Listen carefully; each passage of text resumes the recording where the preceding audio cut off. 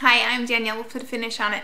If you're a writer looking for an editor, let me know. This time last year, I uploaded a video on joining the conversation about race in America. And of course, my way of joining in is to read more books. Here's a look back at how I did. I started the year by reading Up From Slavery by Booker T. Washington and The Souls of Black Folk by W.E.B. Du Bois. I remembered from history classes that these two were major voices of the color question in the early 20th century. And I really like sort of situating myself in the historical context and attitudes. I also got brave and finally read The Color Purple by Alice Walker, and I loved it. Yes, it's a tough read, but it's also really lovely, with characters who grow and change and learn. And spoiler alert, it's a hopeful story so that you're not totally demolished when you're done reading it. I really recommend this one. Also at that time, I started watching one of Yale's open courses, African American History from Emancipation to the Present, which was 2010 at the time. I really love that Yale has this course available to watch, and I highly recommend taking a look at it. I completed the whole course,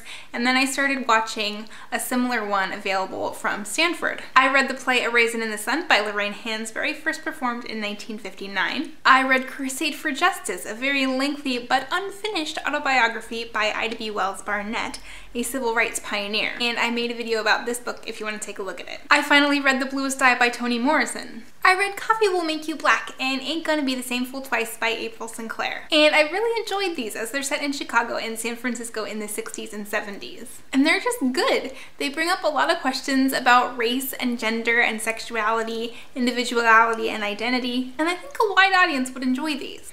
I visited the African American History Museum in Philadelphia and the Chicago History Museum in Chicago, and both of those experiences really enriched what I've been reading and learning. I read Gift Children by J. Douglas Bates. This is an adoption memoir published in the 90s, and it's the story of a white couple who adopted two unrelated biracial daughters, and they already had two blonde sons. And this was in the 1970s in Oregon. I really appreciated the story this white dad tells. He loves his kids and he just has no idea what a complicated undertaking interracial adoption is. It's a candid and thought-provoking discussion of race and identity. I also read other books with more diverse characters that I wouldn't necessarily have picked up before, including A Handful of Stars set in Syria and The Red Pencil set in Sudan. I read Citizens Creek, where Native American history and African American history intersect. And I read The Latte Rebellion, where high school students of mixed race don't feel like they can join any single club at school. I read Hands on the Freedom Plow about women in the civil rights movement. I also read Lies We Tell Ourselves by Robin Talley, which is a fictional account of black students integrating a white high school in 1959. This book reminded me that I wanted to read Warriors Don't Cry by Melba Beals,